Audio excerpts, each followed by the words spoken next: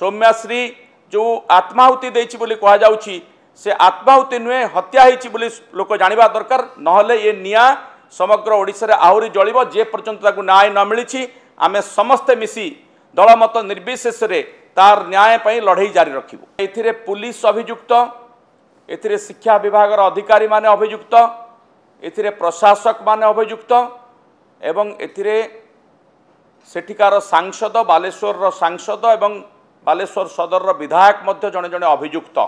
समग्र ओडिशा आज गोटे प्रसंग रे समस्त भितरे क्रोध रही, क्षोभ रही एवं समस्त व्यथित।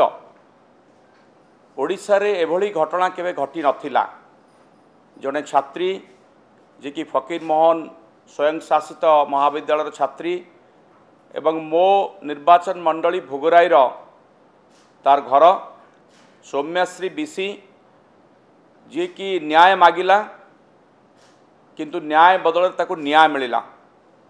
ए घटना सारा ओडिशा को जो भली भाव आंदोलित करिछि। मो निर्वाचन मंडली तार जन्ममाटी भोगराई रे मध्य समस्तंग भितरे शोकर छाया खेली जाइछि एवं क्रोध प्रशमित हो नाई। आज को 5 दिन हला भोगराई रे आपण माने जदि जाइथिबे कहीं देखिथिबे सेई सौम्याश्री को घरे भिड़ लगी समस्ते आसुछंती समवेदनार सुଅ छुटी। जो विषय को लेकिन आज समस्ते चिंतित जे एते घटना घटला परे भी सरकार तदंत आଳରେ जो तदंत से करुछंती से तदंत आଳରେ ए घटना को या पछरे थिबा षडयंत्रकारी माननकू घंट घोड़ेबा पई योजना करुछंती। मु ए कथा एथि कहूछि जो दिन तार मृत्यु हैला भोगराईर विधायक भाव में मु दाबी करथिली जे घटनार विचार विभागीय तदंत करा जाऊ। काहीकि करथिली ना एथिरे पुलिस अभियुक्त, एथिरे शिक्षा विभाग अधिकारी माने अभियुक्त, एथिरे प्रशासक माने अभियुक्त एवं एथिरे सेठिकार सांसद बालेश्वर सांसद एवं बालेश्वर सदर विधायक मध्य जने जने अभियुक्त। तो जते बेले अभियुक्त माने अछंती पुलिस तांकू केमती न्याय दब। पुलिस जदि निजे अभियुक्त Baleswar SP, Baleswar additional SP, सहदेव खुंटार थाना अधिकारी एमाने घटना को घंट घोड़ेवा पई सबु प्रकार योजना करिसेंती। सौम्याश्री जेतेबेले सहदेव खुंटा थाना रे एतला दबाकू चाहिला मान्यवर सांसद प्रताप षडंगी घटना को बुझीदेवे कही ताकू स्टेशन डायरी दिया कराइले एवं पुलिस एभली गोटे संवेदनशील एभली गोटे अत्यंत गुरुत्वपूर्ण घटना को गुरुतर अभियोग को ग्रहण कला नाही। जहा फल रे सौम्याश्री जदि सेठु न्याय पाई थांता पुलिस अभियुक्त को गिरफ्त करथांता संपुक्त प्रोफेसर को काठगड़ा को टाणी थांता ताहले हुए तो आज सौम्याश्री मरी न थांता। मु तो कहबी जे सौम्याश्री आत्माहुति देई नाही ताकू हत्या करा जायछि, योजनाबद्ध भाव में हत्या करा जायछि। या पछरे बड़ षडयंत्र रही एवं से षडयंत्र को पर्दाफाश करबा पई सरकार चाहू नांती।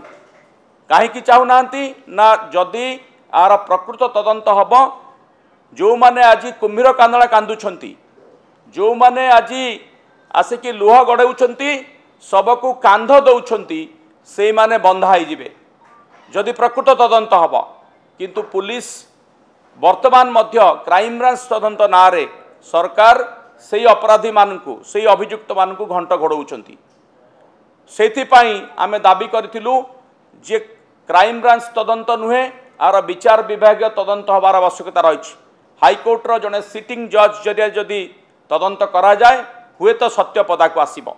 आपण माने समस्त देखिचंती सीसीटीवी रो फुटेज जड़े किए रेकर्डिंग करुछि, जड़े बाट कढ़ई नौछि एवं ये सबु पछरे एबीवीपी छात्र संगठन रो मध्य हाथ रही सन्देह करा जाउछि। एवं सेमाने जेतेबेले मु जाइथिली एम्स हॉस्पिटल को सौम्याश्री आत्माहुति खबर पाई जेहेतु मो अंचलर मो निर्वाचन मंडली झील तुरंत मु एम्स रे पहुँची एवं तार बापा पहुँचला परे ताकू सांत्वना दौली। जेतेबेले तार बापा गणमाध्यम आगे आपण मानक आगे किछि कहबाकू चेष्टा करुले चाहूले सेतिकी बेले एबीवीपी छात्र संगठन किछि गुंडा बाहिनी सेठी ताकू बाधा देले एवं मो उपरे मध्य आक्रमण उद्यम कले आपण माने समस्त देखिथिबे। तेणु एइथिरु संदेह दृढ़ीभूत होछि आ पछरे एबीवीपी गोटे बड़ गोष्ठी एवं सेठिकार सांसद विधायक जो माने निर्वाचन राजनीति रे तांकर एबीवीपी आगामी छात्र निर्वाचन को लेकिन तांका भितर द्वंद्व रही उभय सांसद और विधायक गोष्ठी भितर द्वंद्व रही तार फलस्वरूप झीटी बलि पड़ जाइए मु सन्देह करुच्ची। तेणु यार तदंत हवा आवश्यक।